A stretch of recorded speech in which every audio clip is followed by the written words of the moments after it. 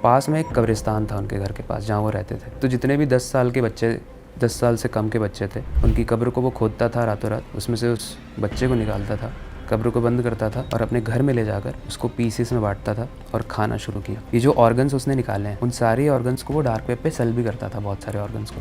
India में ना specially बच्चों को टारगेट करते हैं जो ऑनलाइन गेम रहते हैं। उसको एक मैसेज आया कि सिलेक्ट हो गए हो स्पोर्ट्स के लिए। डार्क वेब के एक रूम्स रहते हैं जहाँ पे चैट रूम्स, तो वहाँ पे इन्वेस्टिगेशन के बाद ये पता चला कि एक टाइटल था बाय चिल्ड्रंस फुल्ली रेडी। बच्चों का क्या करते हैं अभी ना, वो दे यूजुअली अभी चाइल्ड पोर्नोग्राफी क्रिएट करते हैं। अभी वो पार्ट्स तो नहीं सेल करेंगे।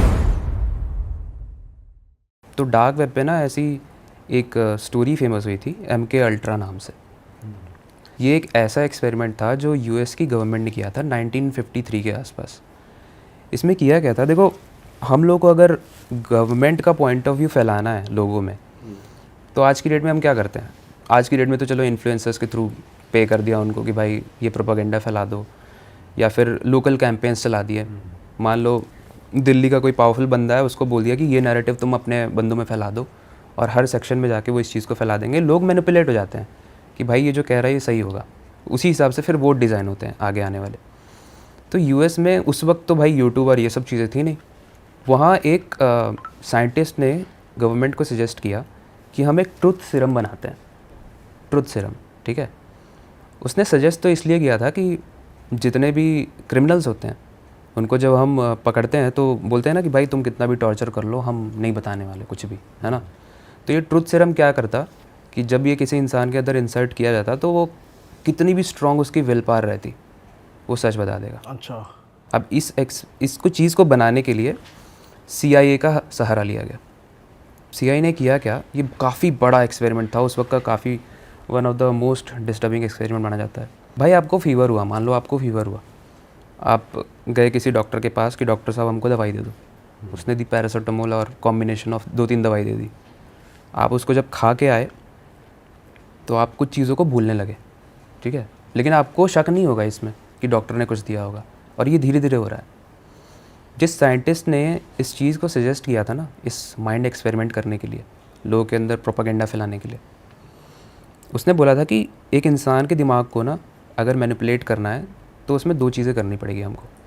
पहला, उसकी जो भी विल पावर है, उसकी जो भी बुद्धि है, उसका जो भी विजडम है अभी तक उसने कलेक्ट किया है लाइफ में, वो सब मिटाना पड़ेगा। एंड दूसरी चीज़, जब उसका दिमाग खाली हो जाए तो उसके दिमाग के अंदर वो चीज़ें डाली जाए जो आप डलवाना चाहते हो। लेट्स से कि आप डोनाल्ड ट्रंप को भगवान बनाना चाहते हो, तो पहले मान लो अगर वो बैरक ओबामा को मानता है भगवान, तो पहले आपको वो निकलवाना पड़ेगा, और उसके बाद डाल दो उसके दिमाग में वो सारी चीज़ें जिसमें वो मानने लगे कि डोनाल्ड ट्रंप ही भगवान है। तो आप कितने भी कट्टर और कितने भी अगेंस्ट रहो उस पॉलिटिकल पार्टी के, आपके लिए वो भगवान हो जाएगा। अब इस एक्सपेरिमेंट को किस तरीके से किया गया ना, ये बहुत ही अपने आप में कॉन्ट्रोवर्शियल और डिस्टर्बिंग है। इसके लिए सहारा लिया गया सारे ही पुलिस स्टेशन का, सारे ही हॉस्पिटल्स का, सारे ही वो जगह हैं जहाँ पे आप रोज़ जाते हो, कैफ़े जाते हो, आप खाने जाते हो, आप मूवी थिएटर में जाते हो, पॉपकॉर्न खरीदते हो, बट वो दवाई उस पॉपकॉर्न में भी मिली है, वो दवाई डॉक्टर भी दे रहा है आपको, वो दवाई पुलिस स्टेशन वाला आपको डंडे मार रहा है तो वहाँ पे भी आपको इंजेक्ट कर रहा है। ये किसी एक पर्टिकुलर स्टेट में हो रहा था, इंटायर कंट्री? ये USA में बहुत सीक्रेट जगहों पे हो रहा था। अगेन बहुत ही फैब्रिकेटेड न्यूज़ होती हैं ये।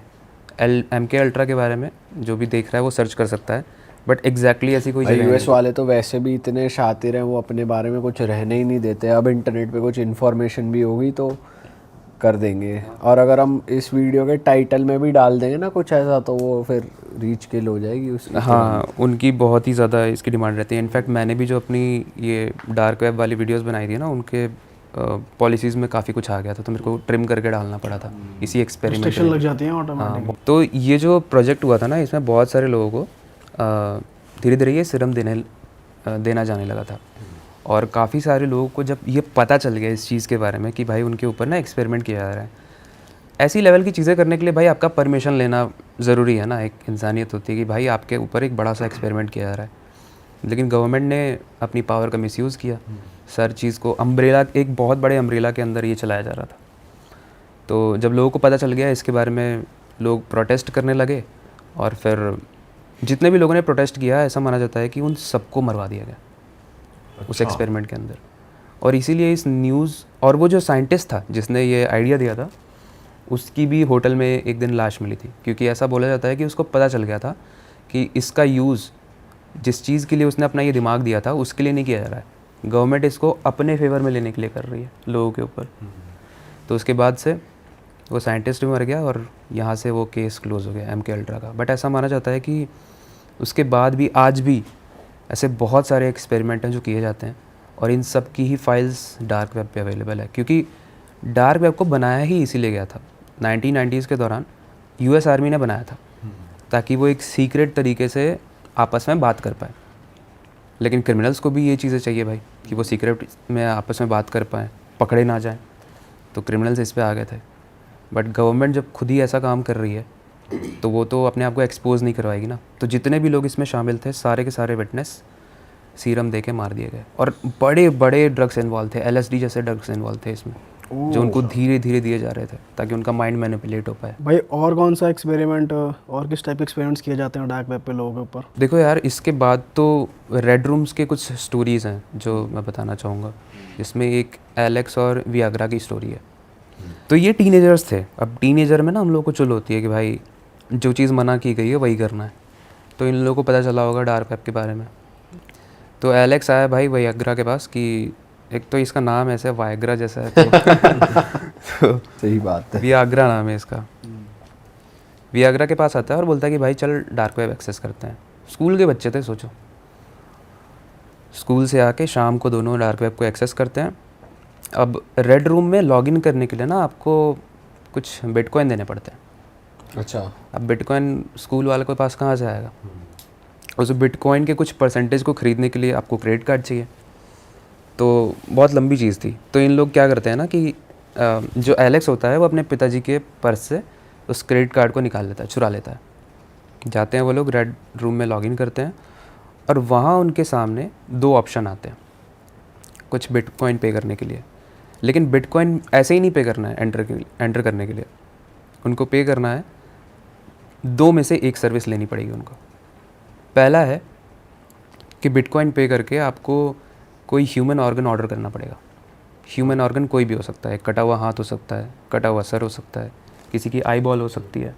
आपको कुछ तो ऑर्डर करना पड़ेगा, क्योंकि आप इस डिस्टर्बिंग एक्सपेरिमेंट का पार्ट बनने वाले हो, हमारी दुनिया का पार्ट बनने वाले हो। तो एक कल्ट आपको दिखाना पड़ेगा कि आप हो इसके लिए काबिल। जो हमारे लिए अभी डिस्टर्बिंग है, वहाँ डार्क वेब की दुनिया में ये सब काबिलियत मानी जाती है कि आप कितने स्ट्रॉन्ग हो। और दूसरा ऑप्शन ये था कि या तो आपको रेड रूम ज्वाइन करने के बाद कुछ ऐसा कमेंट पास करना है जो अंदर जो बंदा दिखा रहा है, रेड रूम में परफॉर्म कर रहा है, वो आपकी बात को माने। तो बेसिकली एक ओवरव्यू दे दूँ, रेड रूम में क्या होता है कि एक छोटा सा कमरा होता है। रेड रूम का मतलब ये नहीं कि लाल पीला हरा नीला कोई रूम है, रेड रूम, लेकिन जिसके ऊपर वो हो रहा होता है उसको हरा पीला नीला सब दिख जाता है, क्योंकि एक छोटा सा रूम होता है जिसके अंदर एक इंसान को जिस लेवल पे आप सोच सकते हो, जिस भी लेवल पे, हर तरीके से टॉर्चर किया जाता है। और ये सब कुछ इसलिए हो रहा होता है क्योंकि कुछ लोग कमेंट सेक्शन में जाके उस डिमांड को जनरेट कर रहे होते हैं।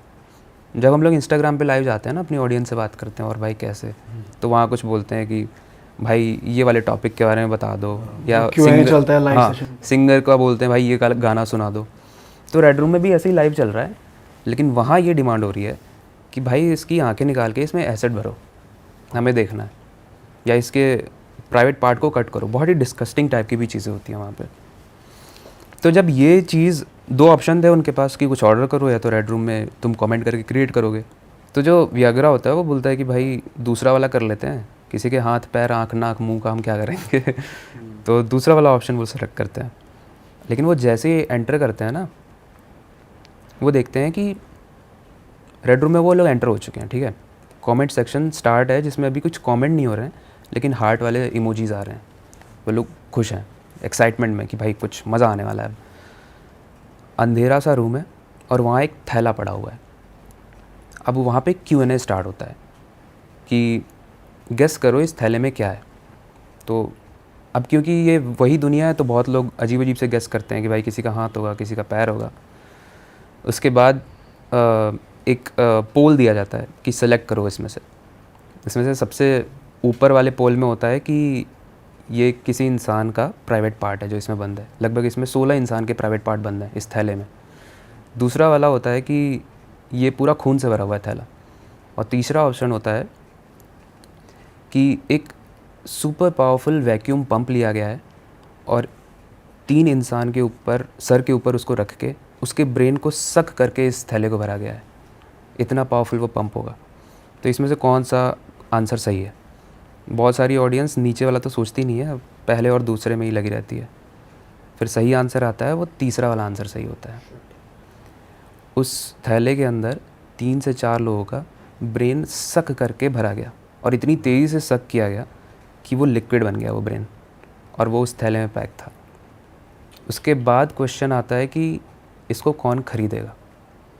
अभी यहाँ तक जो सुन रहा है उस वो ऑलरेडी डिस्टर्बिंग यहाँ तक था, कितना घिनौना कोई कैसे कर सकता है। बट यहाँ से तो टीज़र स्टार्ट हुआ है इसका। लोग यहाँ पे फिर बिडिंग कर रहे हैं कि बिटकॉइंस की बिडिंग हो रही है कि मैं खरीदूँगा, क्योंकि उनको ये ब्रूटैलिटी और क्वालिटी चाहिए, और उसको सेल कर दिया जाता है उस थैले को। उसके बाद सीन चेंज होता है, डार्क ये रेड रूम 2 पार्ट आता है, ठीक है। वहाँ पे बोला जाता है कि कैमरा 1 और कैमरा 2, तो ये जो एलेक्स और वियाग्रा हैं ये रेड रूम पार्ट 2 सेलेक्ट कर लेते हैं। लेकिन इतने में एलेक्स बोलता है कि भाई अब मेरी ना फट रही है, मेरे को डर लग रहा है, मेरे को आगे नहीं बढ़ना है, क्योंकि ये ना बहुत हम लोग जैसा सोचे थे उस लेवल का है नहीं, और हम स्कूल में पढ़ते हैं, पता चल जाएगा टीचर वीचर को, पापा को पता चल जाएगा ना, बहुत पहले जाएंगे।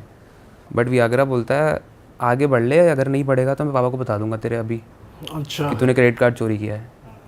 तो इन एनी केस वो भी बेचारा फंस गया, और दोनों मिलके फिर कैमरे 2 पे क्लिक करते हैं। वहाँ पर अभी टाइटल फ्लैश हो रहा है, द परफेक्शनिस्ट, ठीक है, मतलब सब कुछ परफेक्ट होना चाहिए। कैसे, आगे सुनो।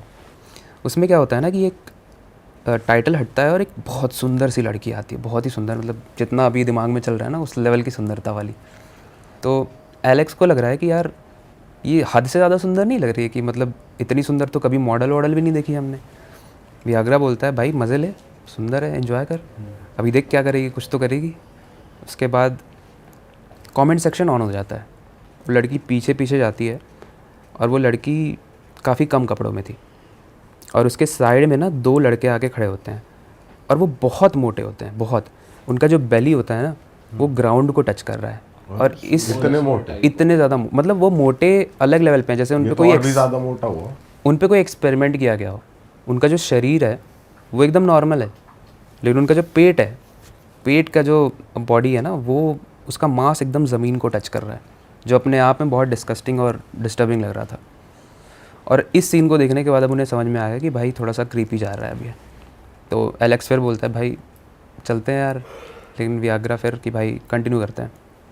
इसके बाद क्या होता है कि सामने एक पोटैटो पीलर रखा होता है, ठीक है, और वहाँ कमेंट सेक्शन में आ रहा है कि भाई इसकी आंखें निकालो, इसके ब्रेस्ट को काट के पैक करो, हमें देना है, और ऐसी डिस्कस्टिंग चीज़ें वहाँ कमेंट में आने लगी, ठीक है। तो अब कमेंट सेक्शन में रेड रूम में क्या होता है ना, जो सबसे हाईएस्ट बिडिंग करता है उसके कमेंट को माना जाता है। तो एक करता है 1 बिटकॉइन का, एक करता है कमेंट, और उसमें वो बोलता है कि अपने फेस को उस पोटैटो पीलर से तब तक पील करते जाओ जब तक तुम मर नहीं जाती। अच्छा, इस चीज़ को पिक कर लिया जाता है। और वो लड़की उस पोटैटो पीलर को उठाती है और अपने नोज़ को पील करने लगती है। उसके नोज़ ब्लीड कर रहा है, खून आ रहा है, पूरा मुंह लाल हो चुका है, बट वो पील करे जा रही है। और उस स्ट्रेंज बात ये थी ना कि उसके फेस पे कोई एक्सप्रेशन चेंज नहीं हो रहा था। हम लोग को अभी सुई चुबा दी जाए ना, हम आऊ करके चिल्ला देंगे, बट पता नहीं उस पर क्या किया गया था कि उसका फेस एकदम कोल्ड था, जोकर फेस था, पोकर फेस जिसे कहा जाता है। और वो की जा रही थी और पूरा उसका फेस जब छिल गया और जब उसके अंदर बचा ही नहीं कुछ जान, वो नीचे गिर के मर गई। और इसके बाद इसी तरीके से उस कमेंट को पूरा किया गया। तो इस लेवल की चीज़ें होती हैं रेड रूम में भाई। पर भाई ये लोग आते कहाँ से हैं, मतलब कैसे, इनका वो नेटवर्क ही होगा कि भाई ये कि लोग स्पेशली विलिंगली ये कर रहे हैं? ऐसे लोग हमारे बीच में ही होते हैं भाई। आपने सेक्टर 36 मूवी देखी थी? हाँ, वो तो अपने नोएडा की तो स्टोरी है, वो काफ़ी फेमस थी। क्या करता था, इंसान के शरीर को खाता था वो, कैनिबलिज्म। तो ये होता है, इस तरीके के लोग हमारे ही बीच में होते हैं, जो जिसको हम कैनिबलिज्म बोलते हैं, जो आपने बोला। तो इन लोगों के अंदर एक फैंटेसी होती है कि इनकी दाल चावल से भूख नहीं मिटती है, इनको चाहिए इंसानी मांस। और ऐसे ही लोग जाके डिमांड भी क्रिएट करते हैं ये टॉर्चर भी करवाते हैं। और ऐसी पाकिस्तान के 2 भाइयों की स्टोरी भी है। क्या करा था भाई इन 2 पाकिस्तानी भाइयों ने? जैसे मैंने बताया ना, सेक्टर 36 जो भारत में हुआ था, हाँ। कुछ ऐसा ही था, लेकिन थोड़ा अलग लेवल पे डिस्टर्बिंग था। तो इसमें 2 भाई थे, मोहम्मद कासिर और मोहम्मद आफ्ताब करके, ठीक है। ये बहुत ही गरीब परिवार से थे। तो सब कुछ सही चल रहा था, लेकिन इन लोगों को जॉब नहीं मिल रही थी। ये लोग पढ़े बढ़ गए थे, लेकिन अनएम्प्लॉयड थे। इनके पिताजी का फिर एक दिन देहांत हो जाता है, और घर पे ऑलरेडी इतनी प्रॉब्लम चल रही है, पैसे भी नहीं है, पिताजी भी चले गए, मतलब घर का एक अम्ब्रेला चला गया छत का। तो ये लोग काफ़ी डिस्टर्ब्ड थे। जॉब मिल नहीं रही थी। लगभग इनके पिताजी के देहांत के बाद ना 1 से 2 साल हो चुके थे, और इनका घर भी अब वापस जाने वाला था, लोन वोन पे थे ये लोग। तो मतलब ऐसा समझ लो कि एक इंसान के ऊपर जिस हिसाब से प्रॉब्लम हो सकती हैं, सब प्रॉब्लम थी। खाने के लिए भी कुछ नहीं था। तब ये जो छोटा भाई है, मतलब बड़ा भाई था आफ्ताब और छोटा भाई था कासिर। तो आफ्ताब एक दिन जा रहा था, तो रास्ते में ना उसे एक किताब मिलती है ज़मीन में गड़ी हुई, एक पेड़ के नीचे। एक मतलब इस हिसाब से गड़ी हुई थी कि उसका बस कोना दिख रहा था किताब के ऊपर का। उसको खुद के निकालता है, तो उसमें ना कुछ चीज़ें लिखी हुई थी। उसमें लिखा हुआ था कि अगर आप कुछ प्रक्रियाएं करते हो, तंत्र क्रियाएं, तो आपकी लाइफ में आपको वो सब कुछ मिलेगा जो आप चाहते हो। चाहे वो पैसा हो, चाहे फेम हो, चाहे सुंदर बीवियां हो, सब उनको मिलेगा। लेकिन उस चीज़ को परफॉर्म करने के लिए, उस चीज़ को अचीव करने के लिए, उसमें जो प्रैक्टिसेस लिखी हुई थी, यानी जो आपको करना है, वो काफ़ी डिस्टर्बिंग था। उसमें लिखा था कि 10 साल से छोटा होना चाहिए। कौन? बच्चा जिसको आप खाओगे। जिसको आप खाओगे। और ये चीज़ जब आफ्ताब ने जाके कासिर को बताई, अपने बड़े भाई को, तो बोलता है भाई ये तो नहीं हो पाएगा, ये सब नहीं करेंगे हम। लेकिन क्या हुआ ना, कुछ दिन के बाद वो छोटा भाई मान गया, उसने नहीं किया ये चीज़ें। लेकिन कुछ दिन के बाद बड़े भाई की ना जॉब लग गई एक जगह पे कस्टमर सपोर्ट में। तो वो ऑफिस जाने लगा, और उसको 2 महीने के लिए ना बाहर जाना पड़ा। तो ये जो बाहर 2 महीने के लिए गया था ना, इस बीच में, और उसकी जो जॉब लगी थी वो भी इतनी ज़्यादा नहीं थी, बहुत कम रुपए की थी। लेकिन छोटे भाई को जब ये पता चला कि हमारी कंडीशन इससे बहुत सुधर सकती है, हम बहुत अमीर हो सकते हैं, और मेरा भाई भी अभी गया हुआ है, तो उसने ये प्रैक्टिस स्टार्ट की। उसने किया क्या, पास में एक कब्रिस्तान था उनके घर के पास जहाँ वो रहते थे। वहाँ से वो पहले जो मरे हुए बच्चे थे ना, क्योंकि उसके लिए नया था खाना किसी को, तो पहले वो कब्रिस्तान में जाता था और उस बोर्ड को पढ़ता था, नाम और एज कितनी लिखी है, कब से कब तक जिया है। तो जितने भी 10 साल के बच्चे, 10 साल से कम के बच्चे थे, उनकी कब्र को वो खोदता था रातों रात, उसमें से उस बच्चे को निकालता था, कब्र को बंद करता था, और अपने घर में ले जाकर उसको पीसेस में बांटता था और खाना शुरू किया। और वो सारी चीज़ें परफॉर्म करनी शुरू की जो उस किताब में लिखी थी। उसके बाद उसमें ये भी लिखा हुआ था, आपको उसका ब्रेन भी खाना है, उसके सर को फोड़ के। अरे भाई साहब। तो उसने ये करना शुरू किया, और धीरे धीरे करके जितनी भी कब्रें थी 10 साल से छोटे बच्चों की, उसने सारी खाली कर दी। एक दिन क्या हुआ, किसी के घर में रिसेंटली में एक बच्चे की मृत्यु हुई थी, तो उसने जाके अपने कब्रिस्तान में दफनाया होगा। अगले दिन ना उसकी माँ आती है रोने के लिए उसकी बेटी की कब्र के पास। वो देखती है कि ये मिट्टी थोड़ी सी हटी हुई सी लग रही है, जैसे मानो किसी ने आसपास खोदा हो अभी इसको। तो वो अपने हस्बैंड को बुलाती है, वो बोलती है कि मुझे लगता है कि यहाँ कुछ गड़बड़ हुआ है, एक बार मेरे को देखना है अपनी बेटी को। उसके बाद वो कब्र को हटाया जाता है और देख रहे हैं कि कब्र खाली है। कल ही दफनाई गई है उनकी बेटी, और आज उनकी कब्र खाली है। इस चीज़ के बारे में वो लोग पुलिस को कंप्लेन कर देते हैं, ठीक है। और उसके बाद चेक किया जाता है, तो जितने भी 10 साल से नीचे की बच्चियाँ थी, लड़कियाँ और लड़के, सब खाली थे। और वहाँ पे ना एक बूढ़ा इंसान था जो ये सब देखता है, लेकिन वो गूंगा होता है, किसी को बता नहीं पाता है। तो जब पुलिस आसपास के सारे लोगों से पूछताछ करती है, तो वो बोलता है कि मेरे को ना उस घर पे शक है, मुझे सामने घर है, मुझे शक है, क्योंकि उस पर एक आदमी रहता है जो अक्सर कब्रिस्तान में आता रहता है। पुलिस जाके वहाँ पे छापा मारती है, और जैसे ही वो दरवाज़ा खुलता है, बहुत गंदी बू आ रही है अंदर से, ठीक है। सड़े हुए गले मांस की 3 कढ़ाइयाँ हैं जिसमें करी लगी हुई है, पक रही है वो, और उसके ऊपर किसी की उंगलियां ऐसे तैर रही हैं, किसी की आँख तैर रहे हैं, किसी का ब्रेन तैर रहा है, और वो सब अपने एक प्लेट में परोस के और उसको खा रहे हैं। और ये दृश्य पुलिस के सामने था। पुलिस उसको पकड़ के ले गई, ये चीज़ कोर्ट में चली और पाकिस्तान में ना कैनाबोलिज्म के ऊपर कोई लॉ नहीं है, तो इसलिए इसका ट्रायल चला 1 साल के लिए एंड इसको छोड़ दिया गया। फिर जब वो वापस आया तो उसके भाई ने भी उसको बहुत सुनाया कि भाई तू मेरे ना रहने में क्या किया, हम लोग की बदनामी हो गई, हम लोग गरीब तो वैसे ही थे, बदनाम भी हो गए अब। तो उसने बोला कि भाई टेंशन मत ले, मैंने बहुत पैसे इकट्ठे किए हैं।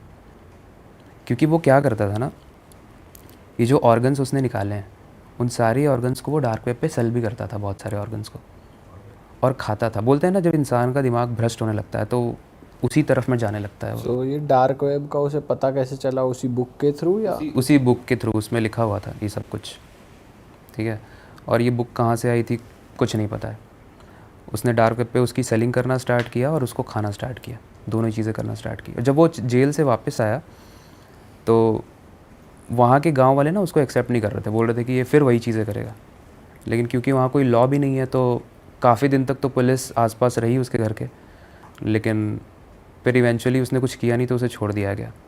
और ऐसा माना जाता है कि उसके बाद वो दूसरे गांव चला गया और फिर उसने यही सेम हरकत की। उसके भाई ने सपोर्ट किया उसको फिर जब वो नहीं वापस नहीं, आया? वो उसके भाई ने सपोर्ट नहीं किया, लेकिन वो अपने भाई से ही कट गया ना, वो अपने भाई के पास रहना नहीं लगा, दूसरे गांव चला गया वो, और वहाँ जाके वो यही करता है। और ऐसा बोला जाता है कि वो आज भी पाकिस्तान के गांव चेंज करता रहता है और काफ़ी अमीर भी हो चुका है वो बंदा, और यही सब चीज़ें करता है, डार्क वेब पे सेलिंग करता है और एक तरह से अंडरवर्ल्ड काइंड ऑफ चीज़ में जा चुका है वो। और इसके खिलाफ अभी भी कोई एक्शन? अभी भी कोई, देखो लॉज जो रूल्स होते हैं ना गवर्नमेंट के, वो तब बनते हैं जब ऐसे बहुत सारे केसेस आने लगे। और ये जो केसेस हैं या तो किसी को पता नहीं होते हैं और या तो इसके बारे में कोई कंप्लेन नहीं कर पाता है। तो ऐसे केसेस बहुत सारे तो है नहीं कि लॉ बन जाए, इसलिए कैनाबलिज्म से रिलेटेड आज तक कोई भी लॉ नहीं है पाकिस्तान में। भाई और आपने डार्क वेब पे किस तरीके के ऐसे वियर्ड केसेस सॉल्व करें और देखो कुछ है? सबसे अभी जो रियल केसेस है, मतलब अभी एनेथ्रूम बोलते हैं। एनेथ्रूम ये क्या होता है भाई? एनेथ्रूम मतलब एक ये था, मतलब एक साउथ कोरिया का एक ग्रुप था, प्राइवेट ग्रुप। तो वो क्या करते थे, जो टीन या 30s मैक्स 30s के जो वुमेन्स थे उनको फेक मॉडलिंग बोलते हैं अपन, उनको एक ऑफ़र देते थे जो अच्छे दिखते थे, मतलब ऐसे आपको एक ऐसे सा ऑफ़र है फेक मॉडलिंग का, मतलब ऐसे रियल जेन्युइन के थ्रू उनका शूट आउट होता था एक स्टूडियो में बुला के, आप ऐसे फ़ोटो काढ़ो, ऐसे फ़ोटो काढ़ो, फिर वो इनके वो पे आउट कर देता और घर छोड़ देते थे उनको। उसके बाद ना वो जो फ़ोटोज़ क्रिएट किए तो उनका EM ऑफ कर देते थे, न्यूड बनाना, और उनको सेंड करते थे और ब्लैकमेल करते थे कि ये बता, पैसे दे दो, जो बोला वो करो, नहीं तो ये स्कूल में लिख कर देंगे या घर वालों को बता देंगे। अभी देखो, अभी हुआ किसी के साथ तो वो नहीं चाहेगा कि किसी को आपकी इमेज ख़राब हो, तो वो पैसे डिमांड नहीं करते थे। जो वो एनेथ्रूम का जो ओनर था उसको पैसे से लेना देना नहीं था। उसके बाद मतलब पैसे की कमी नहीं थी तो उसे क्या चाहिए था? उसको जस्ट प्लेजर। फिर वो उसको बोला कि हमको ज्वाइन कर लो, नहीं तो हम लिंक कर देंगे। तो उसको फर्स्ट टास्क दिया, वो टास्क देते थे कि आप एक हाथ पे है ना एक लिख लो आई एम स्लेव्स की प्रूफ कि आप हमारा सुन रहे हो। उसने लिख लिया, पर वो गलती वो लड़की से हुई। फर्स्ट ऑफ ऑल ये मैं एक केस बता रहा हूँ आपको, एक लड़की को टारगेट किया, उन्होंने लिखा आई एम स्लेव्स, फिर उसके बाद में उनको हॉट टॉर्चर करना शुरू कर दिया। मतलब एक प्राइवेट पार्ट में आप निडल ये कर लो वो कर लो। फिर उस हिसाब से वो वीडियोस बनाने लगे, और वो डार्क वेब पे नहीं सेल होते थे, वो टेलीग्राम पे सेल होते थे। वो ग्रुप टेलीग्राम का था, ये डार्क वेब का नहीं था। Nth group. अच्छा, वो स्लेव्स करते थे। फिर बाद में एक पार्ट है जहाँ पे एक ग्रुप था, उसको क्या होता था वहाँ पे, जो लड़की स्लेव्स बनी हुई थी तो वो क्या करते थे, उसका जो लड़की का लोकेशन था वो उनके प्राइवेट ग्रुप पे भेजते थे बंदों को, जो भी यूज़र को, ऐसा टाइमिंग है, आप ये लोकेशन पे जाके you can abuse that girl. और ये इंडियन किसी के साथ हो रहा था? इंडियन नहीं था ये, अभी इंडियन तो नहीं हुआ, जस्ट ऑफ ऑल कोरियन के साथ हुआ। उसका जो एडमिन था उसका नाम गॉड था। तो ये जो एनएथ ग्रुप है ये पकड़ा गया या अभी भी रन हो रहा है क्या? हाँ, अभी जो एडमिन था गॉड उसका नाम था। तो गॉड ने क्या किया, मतलब ऐसे बहुत सारे केसेस थे। तो अभी जो ये केस थी, जब मैंने स्टॉप किया कि ऐसे वो लोकेशन डालते थे कि ऐसे आप जाके उसको अरेस्ट कर सकते हो, तो वो जो लड़की थी वो सुसाइड करने की था, मतलब उसका डिसीजन था at least, because it's too horrible. तो फिर वो मतलब वो बच गई किस हिसाब से। तो वो एक अनसक्सेसफुल केस था एक एनेथ्रोम के लिए, बस। बट ऐसे हज़ारों केसेस वो सक्सेसफुल कर चुके हैं। और ये पकड़े कैसे गए? पकड़े गॉड गॉड की वजह से गए। गॉड गॉड जो एडमिन था ना, तो जो एक एजेंट के थ्रू, अभी जैसे एक खुद स्लेव्स बन के जाते हैं हम वहाँ पर, ऐसा ऐसा है हमारा, ये है लड़की रहती है हमारे यहाँ पे, तो वो एक लड़की को एक डेमो पिस, तो वहाँ पे जाते हैं और वहाँ पे एडमिन से बात करती है, वो एडमिन की इंफॉर्मेशन निकालती है, okay. Just like a agent. और आपने किस किस तरीके के केस सॉल्व करे भाई? अपने पर्सनल केसेस बताओ थोड़े। तो एक ग्रुप था बेसा माफिया करके। तो बेसा माफिया क्या करने का, जो जर्नलिस्ट थे उनको पेड प्रमोशन के through they were hiring them, and वो ऐसे एक मार्केटिंग जो बोलते हैं कि ऐसा ऐसा वेबसाइट है जो ट्रस्टेड वेबसाइट, उस टाइम पे है ना, मतलब बहुत सारी स्कैम वेबसाइट थी हिटमैन की, जहाँ पे आप ट्रस्ट नहीं कर सकते कि ये स्कैमर है या रियल जेन्युइन है।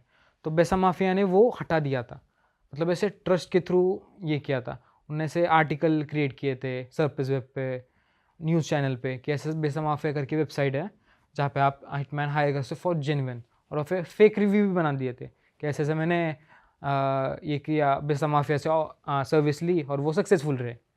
तो मोस्ट ऑफ पीपल्स क्या थिंक करते हैं कि कितनी फेमस हो गई है वेबसाइट, तो एक ट्रस्ट बिल्ड होता है, तो बहुत सारे लोग वहाँ पे जाने लगे।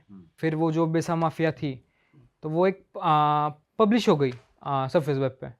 तो मेरा खुद का ग्रुप है जहाँ पे हम खुद डार्क वेब पे जाके ऐसे जो वेबसाइट्स देते हैं उसको टेस्ट करते हैं, हाउ दे वर्क, कहाँ से वर्क करती है, कौन उसका क्रिएटर है, कब से वेबसाइट है, उनका जो डेटाबेस है जहाँ पे आपने ऑर्डर किया है, जिस लोगों ने उनको ऑर्डर किया है, क्या ऑर्डर किया है, क्यों ऑर्डर किया है, उस हिसाब से हम इन्वेस्टिगेशन करते हैं। अभी फॉर एग्जांपल हम वहाँ पे थे, जो भी वो वेबसाइट थी, अभी भी वेबसाइट है, वो बंद नहीं हुई। तो पहले हमने देखा वहाँ पे एक, मतलब बहुत सारा as compare to other hitman website थी, इस वेबसाइट पे ज़्यादा फोकस किया था इंटीरियर पे, मतलब जो रहते नहीं क्या VFX, जो खर्चा ज़्यादा किया था एज़ कम्पेयर टू अदर, मतलब एक एकदम ऐसे लेजिट बना रखी थी। एकदम लिजिट, मतलब आप ये नहीं कर सकते कि ये स्कैम वेबसाइट है। वहाँ पे एक प्रूफ का सेक्शन था जहाँ पे आप प्रूफ देख सकते हो। वीडियो दिखा रहे हो मारते हुए लोगों वीडियो नहीं दिखाते, वीडियो देखना होगा तो वो पैसे मांगते हैं। यू कैन जस्ट फोटोज़ देख सकते हो आप कि ऐसा ऐसा ये आर्टिकल था, फिर हमने ऐसे ऐसे वर्क किया, इसकी गाड़ी जला दी, ऐसे ऐसे वर्क था। तो हिसाब से हमारा जो मेरा जो पार्टनर था ग्रुप में का, we were just investigation that case. तो उसके बाद में क्या हुआ, हमको ही थ्रेडन मेल आया बेसा माफिया के थ्रू। अच्छा, उन्हें पता चल गया कि हाँ, आप कि कौन ऐसा हो। ऐसा इन्वेस्टिगेशन कर रहे हो आप, कि आप इन्वेस्टिगेशन बंद कर दो, हम पेड कर रहे हैं आपको, हम पैसे दे रहे हैं आपको, आप इन्वेस्टिगेशन बंद कर दो।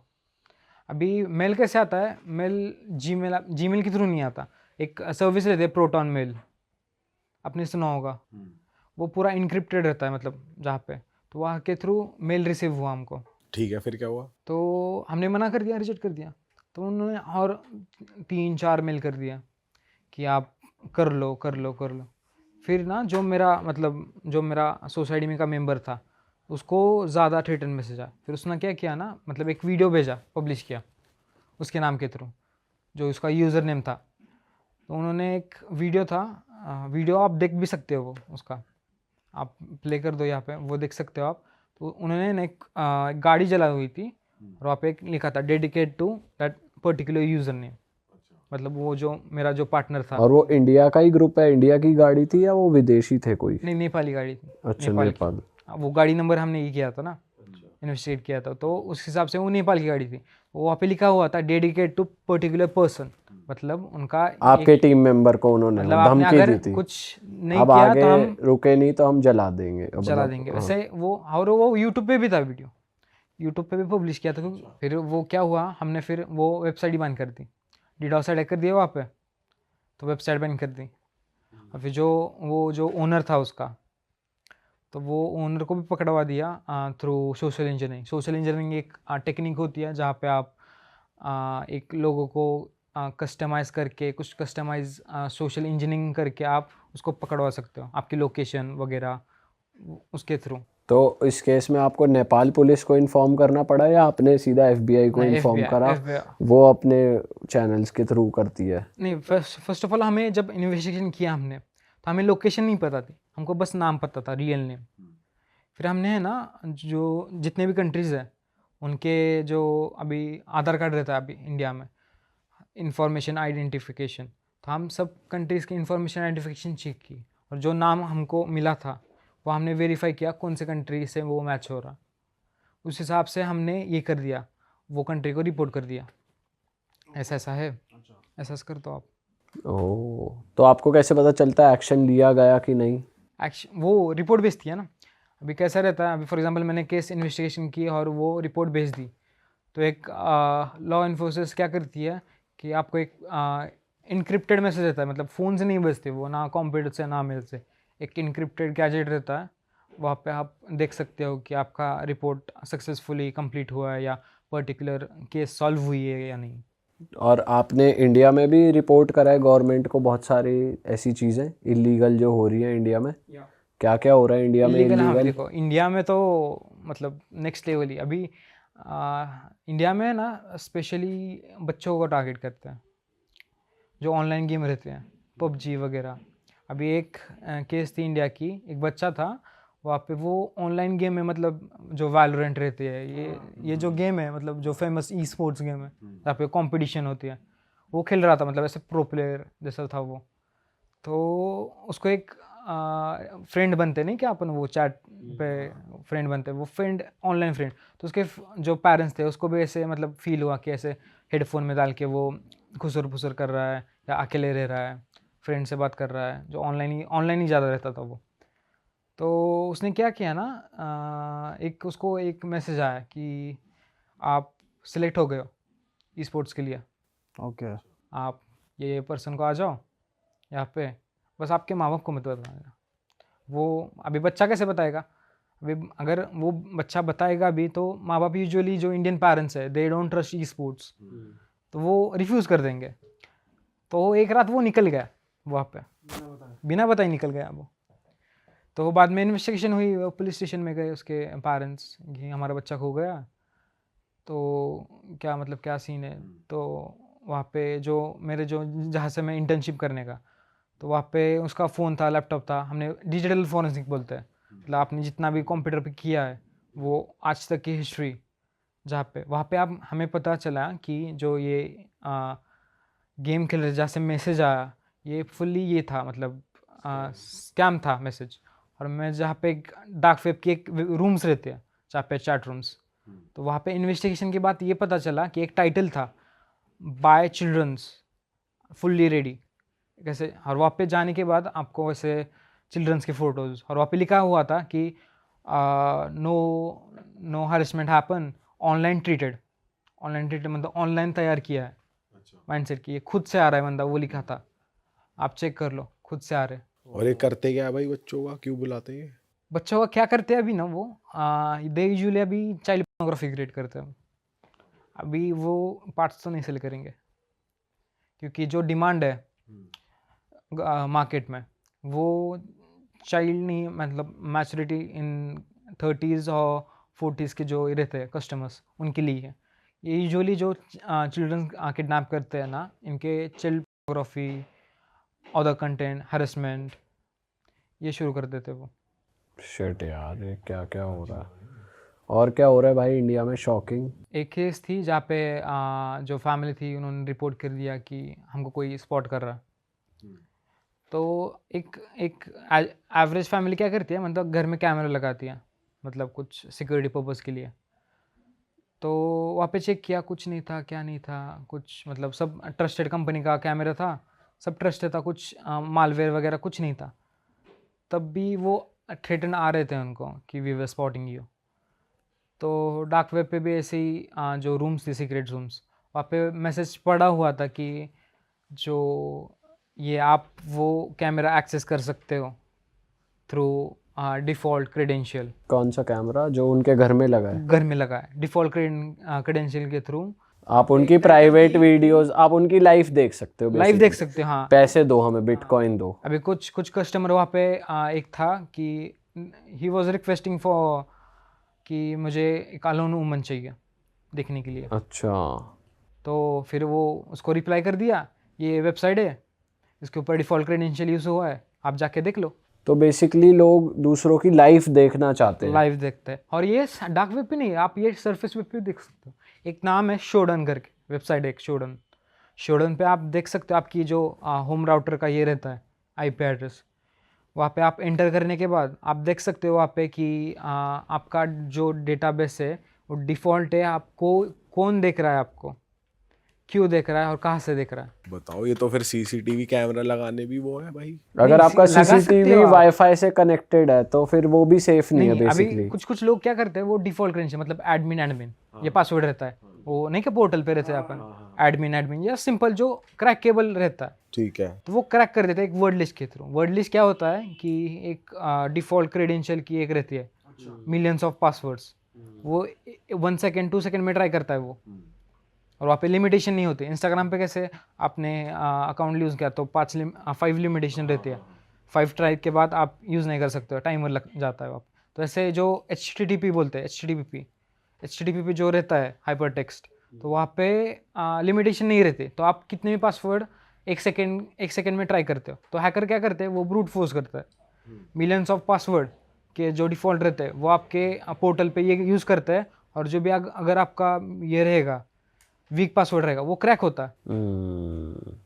भाई मेरे पास टूल है, आपको दिखा देता हाँ हूँ। भाई, टूल दिखाओ थोड़े। भाई ये डिवाइसेस क्या क्या हैं, थोड़ा बताओ इनके ठीक है, बारे में। सो ये है जो वाईफाई अडॉप्टर है, मतलब इविल ट्यून होता है। मतलब ये क्या करता है, अगर मैंने जस्ट टर्न ऑन किया, फॉर एग्जांपल अभी ये अननोन प्लेस है, अगर मुझे आपका जितना भी जो स्टूडियो का जो सिस्टम है वो हैक करना होगा, तो मैं क्या करूँगा, आपको वाईफाई का एक्सेस लूँगा।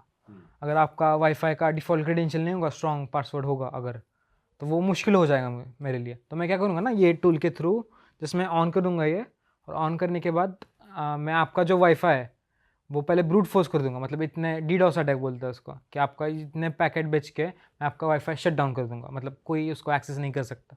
तो मैं इसके थ्रू एक फेक ये कर सकता हूँ, एक्सेस पॉइंट बना सकता हूँ, जहाँ पे आपके ही वाईफाई का नाम यूज़ करके मैं एक फेक एक्सेस पॉइंट बनाऊँगा और आपके लोग वहाँ पे कनेक्ट होंगे।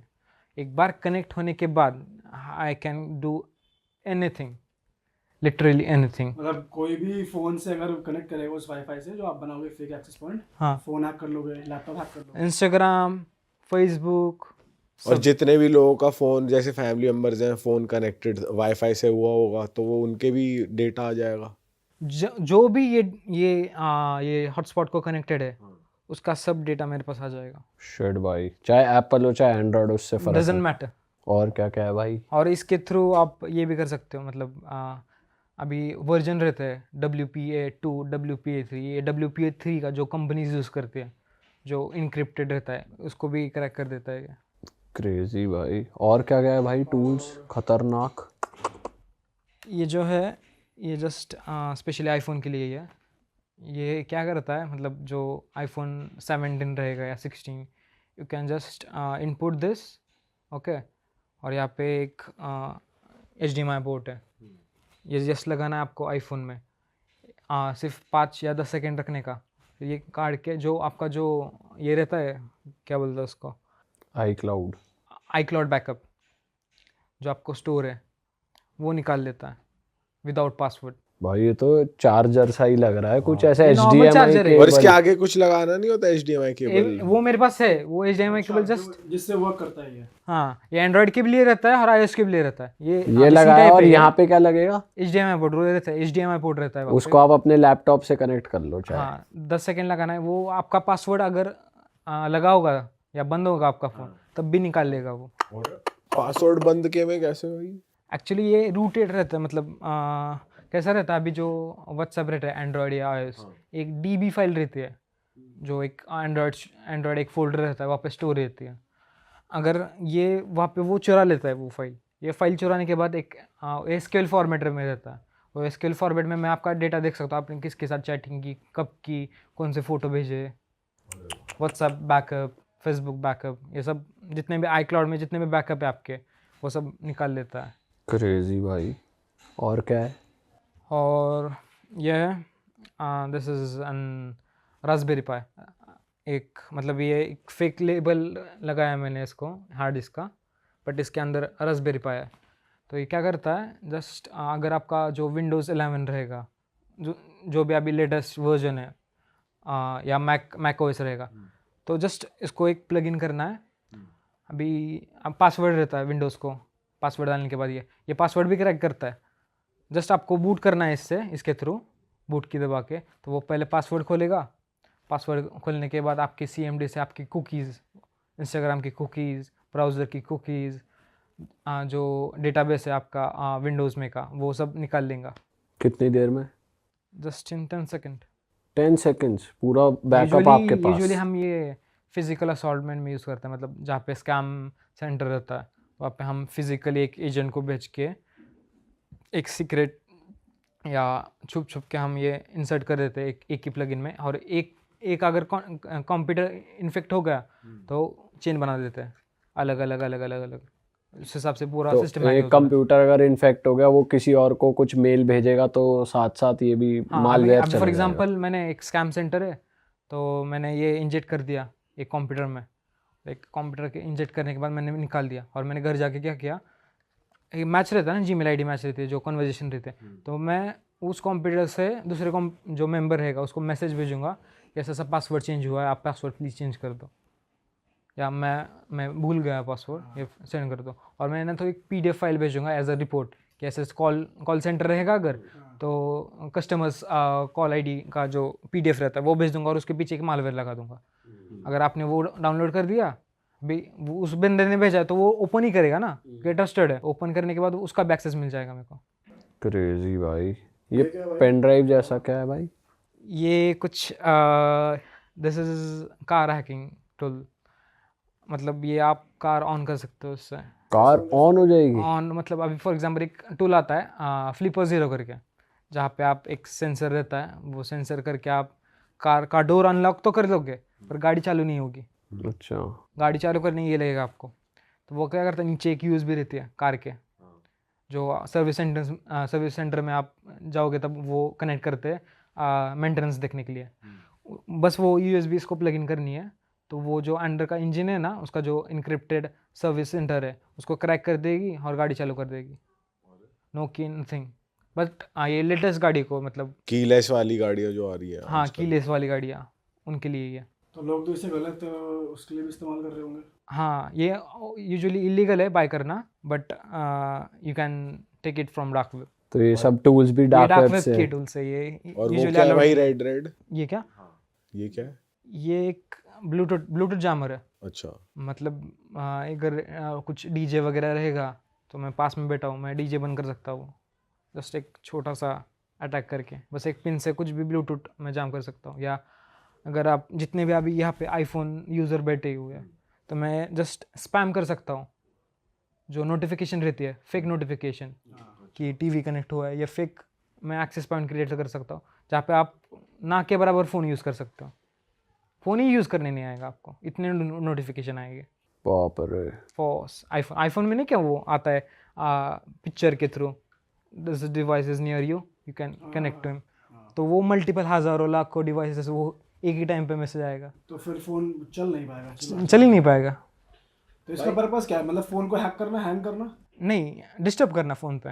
मतलब अब फॉर एग्जांपल अभी मुझे नेटवर्क चाहिए, तो मैं क्या करूँगा, अगर आपको कॉल पे मुझे रोकना है या कुछ करने से रोकना है, तो मैं फॉर सम टाइमिंग के लिए तो मैं जस्ट वो इंजेक्ट कर दूंगा और स्पैम कर दूंगा, तो कुछ टाइम के लिए आपका फ़ोन बंद रहेगा जब तक मेरा काम हो जाता नहीं। और DJ कहीं बज रहा है तो वो भी रुक जाता बंद है। हो जाएगा। तो आप तो रोक देते होगे शादी वादी, कोई घर के पास सोने मैंने नहीं किया दे है रहा? बहुत सारे ये, मतलब मेरे जो घर में जो शादी होती है या किसी की मतलब एनुअल फंक्शन रहते हैं, DJ रहते हैं, हमारे DJ मतलब वो ऑक्स केबल रहती है, बट जो ब्लूटूथ से कनेक्टेड है वो मैं बंद करवा देता हूँ। और ये यूजुअली 1 किलोमीटर तक रेंज है इसकी। अच्छा। 1 किलोमीटर के अंदर जितना भी ब्लूटूथ डिवाइस रहेगा, साइज छोटा बड़ा धमाल। भाई साहब यार, भाई इनसे बचे कैसे साइबर फ्रॉड से? लोगों के लिए थोड़ी टिप्स दो यार, कैसे सेफ रखे अपना डेटा वेटा।